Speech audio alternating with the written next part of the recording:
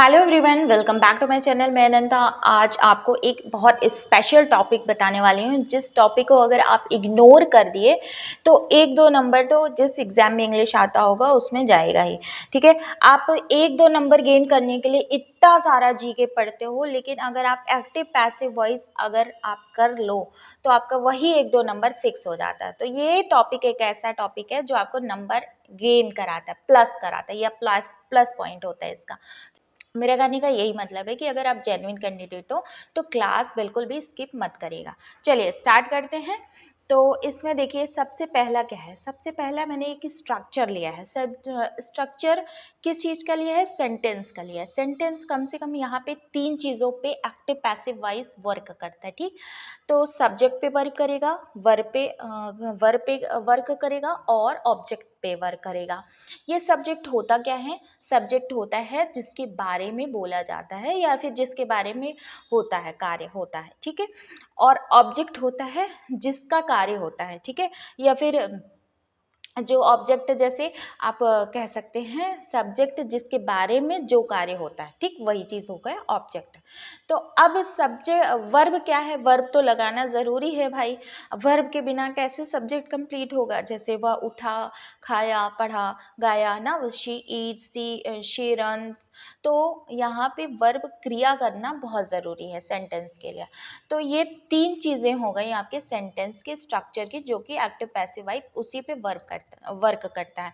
चलिए अब मैं एक चीज़ और आपको बताती हूँ, ट्रिक जो एग्ज़ाम में हमेशा रिमेंबर रखिएगा कि आपको क्या करना है। आप लोग जो डायरेक्ट इनडायरेक्ट आता है, एक्टिव पैसिव आता है, ये दो चीज़ आती है, लेकिन आप क्या करते हैं ना, आप कंफ्यूज हो जाते हैं। आप मतलब बहुत सारे मोस्ट कैंडिडेट्स कंफ्यूज हो जाते हैं कि डायरेक्ट इनडायरेक्ट में टेंसेस चेंज होते हैं कि एक्टिव पैसिव में टेंसेस चेंज होते हैं। मेन लफड़ा यहाँ पे आता है।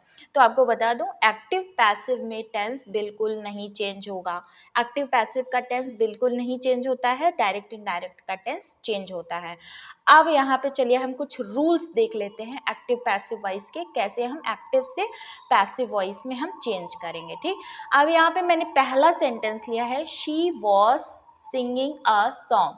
तो ये जो सेंटेंस है, ये प्रेजेंट कॉन्टिन्यूअस टेंस का सेंटेंस है।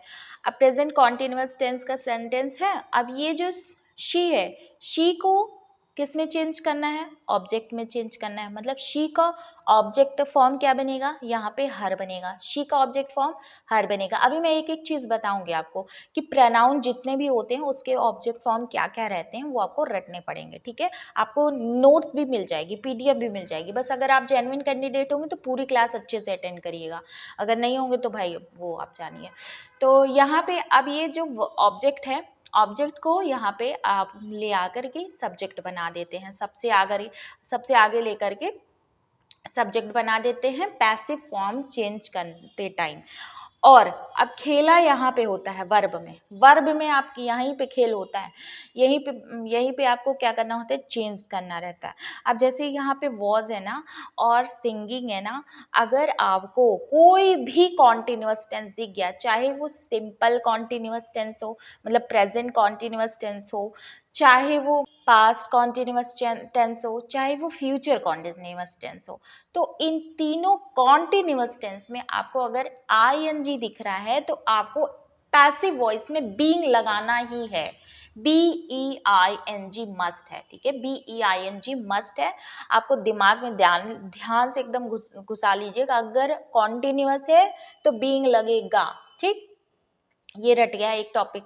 अब इसको वर्ब का थर्ड फॉर्म, हमेशा जो एक्टिव पैसिव वॉइस में पैसिव वॉइस में चेंज करते हैं तो वर्ब हमेशा थर्ड फॉर्म में रखते हैं। ठीक है, ध्यान दीजिएगा, एलिमिनेशन जो आप करते हैं ना, उसमें कभी कभी वर्ब की थर्ड फॉर्म नहीं रहती है, लेकिन एलिमिनेट कर देते हो वहीं पे आंसर गलत हो जाता है। लेकिन आपको क्या करना है? चेक करना है कि वर्ब के थर्ड फॉर्म होनी चाहिए। ठीक, अब चलिए यहाँ पे हम कुछ प्रोनाउन देख लेते हैं जो कि प्रोनाउन इम्पॉर्टेंट है। ठीक है, ये हो गया प्रोनाउन। अब आई का चेंज होता है, आई को हम मी में चेंज करते हैं। कैसे? कौन सी जगह वाला? जो हम वो शी को किस में चेंज कर रहे थे, वहां ऊपर वाले सेंटेंस में हर में चेंज कर रहे थे ना, ऑब्जेक्ट में चेंज कर रहे थे हर। तो इसका पैसिव वॉइस हो जाएगा हर। और दे का चेंज हो जाएगा देम, इट का नहीं चेंज होता, इट का बिल्कुल नहीं चेंज होता, ही का हो जाता है हिम, वी का हो जाता है अस। ये आपको रटना पड़ेगा, इसको आप रट लीजिए या फिर लीजिए आप स्क्रीनशॉट कर लीजिए। वैसे आपको पीडीएफ मेरी टेलीग्राम चैनल पे अवेलेबल हो जाएगा क्लास के बाद। चलिए, अब ये आपने चेंज ऑफ प्रोनाउन देख लिया। अब चलिए हम टेंसेस पे कुछ बात कर लेते हैं। देखिए टेंसेस बहुत जानना ज़रूरी है। देखिए रूल्स तो होते ही हैं भाई, रूल्स तो आपको देखना पड़ेगा। सिंपल प्रेजेंट टेंस सबको पता है। सिंपल प्रेजेंट टेंस का फॉर्म क्या होता है? सिंपल प्रेजेंट टेंस का फॉर्म होता है subject plus verb plus object. अब subject plus verb plus object तो होता ही है, लेकिन अगर हम इसको चेंज करेंगे पैसिव वॉइस में तो कैसे चेंज करेंगे? हम ऑब्जेक्ट को क्या करेंगे, उठा के सब्जेक्ट बना देंगे, और यहाँ पे जो सिंपल प्रेजेंट है ना, सिंपल प्रेजेंट है ना, उसमें हम इज एम आर लगा देंगे। अगर यहाँ पे आई होगा ऑब्जेक्ट में तो यहाँ पे एम लगा देंगे, ठीक। इज एम आर इसी तरीके से लगाएंगे। और ये जो वर्ब है ना, ये वर्ब हमेशा थर्ड फॉर्म में लगाएंगे और उसके बाद बाय फिर सब्जेक्ट, ठीक। अब चलिए यहाँ पे हम कुछ एग्जाम्पल्स देख लेते हैं। एग्जाम्पल्स क्या होता है ना, काफ़ी अच्छे से आपको याद करा देगा।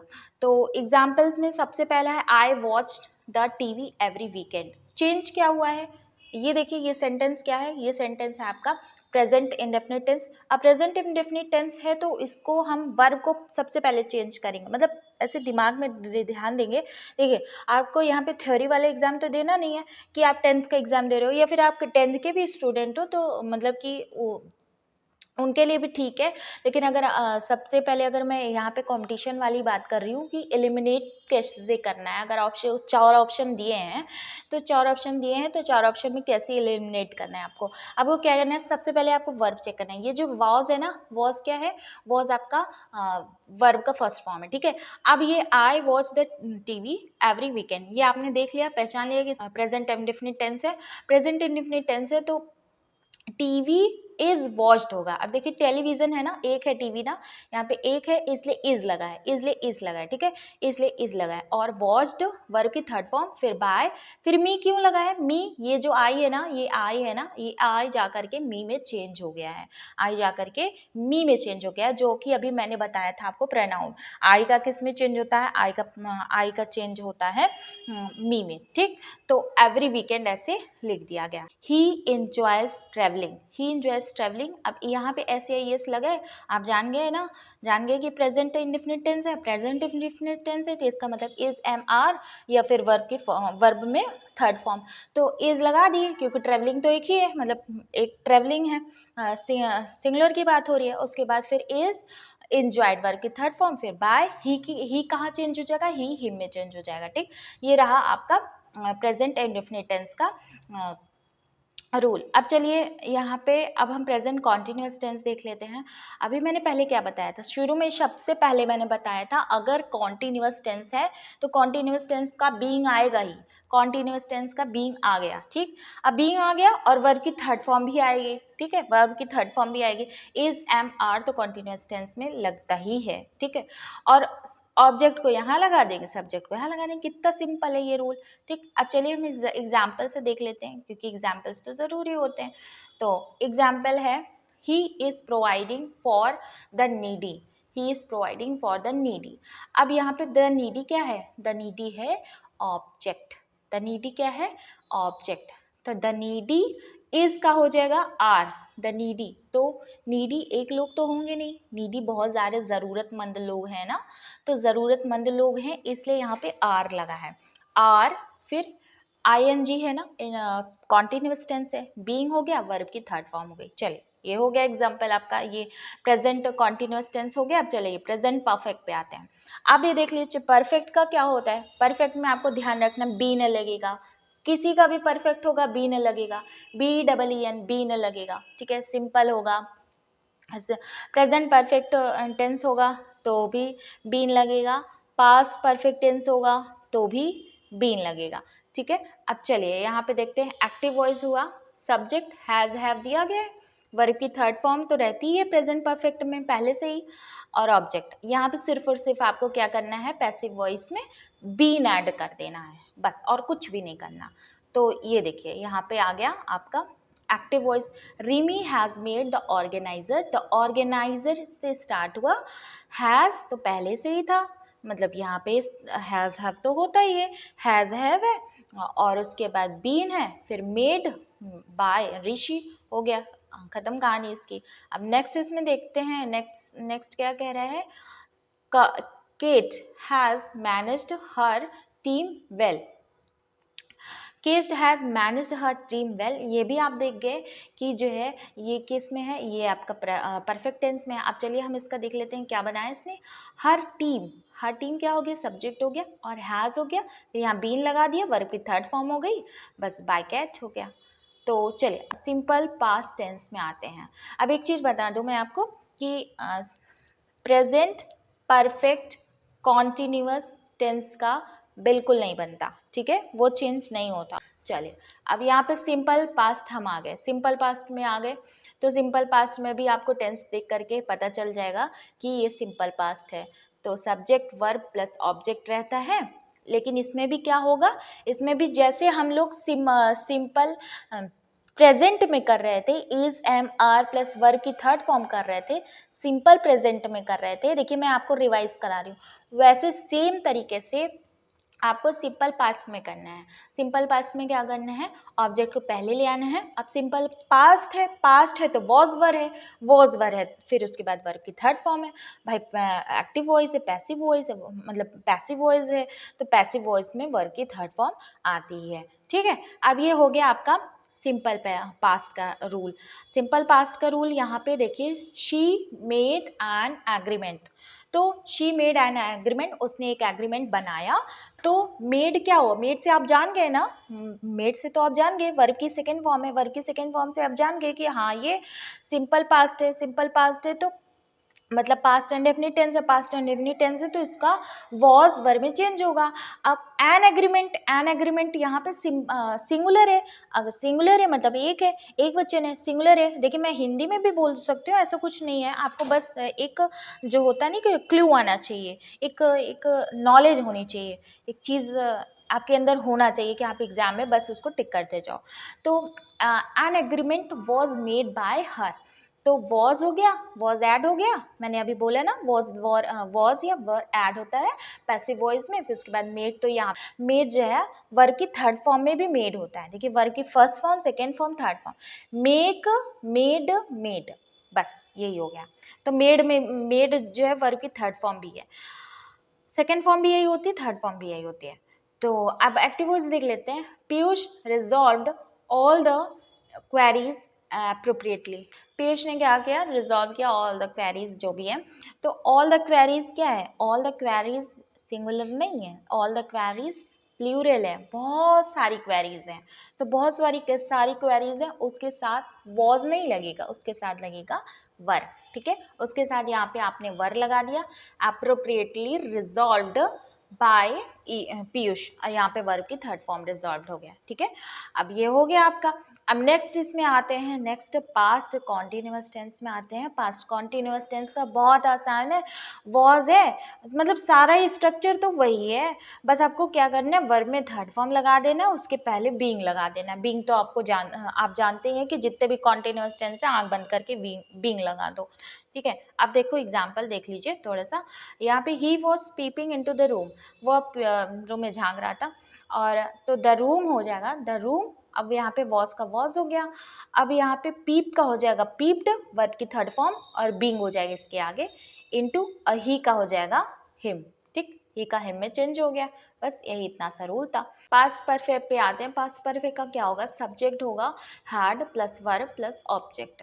तो अब इसका क्या है, ऑब्जेक्ट यहाँ पे हो गया, हैड तो वैसे ही रहेगा, उसके बाद यहाँ पे बीन लग जाएगा। परफेक्ट टेंस में वैसे मैंने अगेन बोला है कि बीन लगता है, और बीन बीन लगेगा, और जो कॉन्टिन्यूअस टेंस होगा उसमें बीइंग लगेगा, BEING बीइंग लगेगा, और इसमें यहाँ पे बीन लगेगा, और उसके बाद वर्ब की थर्ड फॉर्म, फिर प्लस बाय, फिर सब्जेक्ट। अब ये देखिए यहाँ पे ये एक है, ये एक्टिव वॉइस में बोल रहा है कि a driver had estimated such an incident, तो सच एन इंसिडेंट क्या हो गया, यहाँ पे हो गया आपका ऑब्जेक्ट, उसके बाद हैड का हैड वैसे ही उतर गया, और ये परफेक्ट था तो परफेक्ट में बीन लगता है, एस्टिमेटेड बाय अ ड्राइवर, ठीक, अब सिंपल फ्यूचर की बात कर लेते हैं। जिन जिन भी टेंस की मैं यहाँ पे बात नहीं कर रही हूँ उन टेंस का बिल्कुल भी नहीं बनता है पैसिव वॉइस। चलिए सिंपल हम फ्यूचर देख लेते हैं। सिंपल फ्यूचर में क्या है? सिंपल फ्यूचर में आप सभी को पता है विल होता है, शैल होता है, तभी फ्यूचर बनता है। तो फ्यूचर विल शैल से ही बनता है। हमें तो लगा पढ़ने से बनता है चलिए ठीक है, मजाक की बात हो गई। ऑब्जेक्ट हो गया, यहाँ पे ऑब्जेक्ट होगा, विल शैल हो गया, विल शैल के बाद यहाँ पे बी लगा देंगे, ठीक है, बी लगा देते हैं, फिर वर्ब की थर्ड फॉर्म लगा देते हैं इसके पैसिव वॉइस में। अब एक्टिव वॉइस देख इसका एग्जाम्पल देख लेते हैं। जैसे your team member will interrogate you, तो यहाँ पे यू क्या हो गया, ये यू हो गया ऑब्जेक्ट, यहाँ जाके बनेगा subject. You will be interrogated by your team. कितना आसान था, मतलब कि खाली आपको यहाँ पे बी ऐड करना था और वर्ब की थर्ड फॉर्म लगा देनी थी, बस यही दो ऐड करना था, ठीक, और वर्ब की थर्ड फॉर्म लगा देनी थी। चलिए बात कर लेते हैं फ्यूचर परफेक्ट टेंस की। देखिए अगर परफेक्ट है तो परफेक्ट में बीन लगेगा, वर्ब की थर्ड फॉर्म तो होती ही है ना, ऑलरेडी वर्ब की थर्ड फॉर्म उसमें होती है, और इसमें बस ऐड क्या होगा, इसमें सिर्फ और सिर्फ ऐड होगा बीन, ठीक है, वर्ब की यहाँ पे थर्ड फॉर्म होती है, ठीक है। तो सब्जेक्ट विल शैल तो वैसे ही रहता है, हैव रहेगा, वर्ब की थर्ड फॉर्म रहेगी, तो ये वैसे ही रहेगा, सारा का सारा स्ट्रक्चर वैसे ही रहेगा, सिर्फ और सिर्फ आपको बीन यहाँ पे ध्यान में रखना है कि परफेक्ट टेंस में ऐड होगा। चलिए इसका हम एग्जांपल देख लेते हैं। जैसे एक्टिव वॉइस हो गया, the owner will have given some concession, और ये सम कंसेशन क्या होगा, सम कंसेशन आपका हो जाएगा सब्जेक्ट, और उसके बाद will have given by owner, will have been होगा यहाँ पे। देखिए यहाँ पे कुछ थोड़ा सा मिस्टेक हो गया, तो will have been, will have और हैव के बाद यहाँ पे आपको लगाना है बीन। थोड़ा सा मुझे लग रहा था यहाँ कुछ लिखा नहीं है, तो हाँ विल हैव बीन हो जाएगा, ठीक है। अब चलिए हम नेक्स्ट, इसमें कभी कभी हो जाता है ना टाइपिंग में, लेकिन फिर भी हम यहाँ हम हैं तो कैसे मिस्टेक होने दे सकते हैं। चलिए एक्टिव और पैसिव वॉइस में एक और है कि बिलियंस ऑफ ऑफिसेस। देखिए थोड़ा एग्जाम्पल बढ़ा लिया है मैंने। Billions of offices will have vacated their work place due to epidemic, ठीक, तो work place will have been, देखिए यहाँ पे बीन लगा है, ठीक है, उसके बाद सेम वही चीज, पूरा सेंटेंस ऐसे है, vacated by billions of offices. अब ये ड्यू टू जो एपिडेमिक है ये एक्स्ट्रा है, ठीक है, ये एक्स्ट्रा है, तो इसको मैंने लास्ट में रख दिया। इसको कभी कभी सेंटेंस में क्या होता है ना, एकदम आगे भी होता है, तो मतलब कि अगर दिया हो कॉमा लगा करके ड्यू टू एपिडेमिक फिर कॉमा करके work place will have been, तो वो वाले स्ट्रक्चर भी सही होता है, ठीक है। यहाँ पे लास्ट में दिया है तो ये भी सही है। चलिए अब नेक्स्ट हम इम्परेटिव इम्परेटिव सेंटेंस, तो हम इम्परेटिव सेंटेंस और इंटरोगेटिव सेंटेंस की कुछ खास बातें हम कल बताएंगे। तो चलिए आज की क्लास यहीं पे तक, क्योंकि एक क्लास बहुत काफ़ी लंबी हो जाती है तो मुझे क्लासेस अपलोड करने में प्रॉब्लम आती है, मेरे मोबाइल में उतना स्पेस नहीं है। तो चलिए ठीक है, फिर मिलते हैं नेक्स्ट क्लास में। जय हिंद।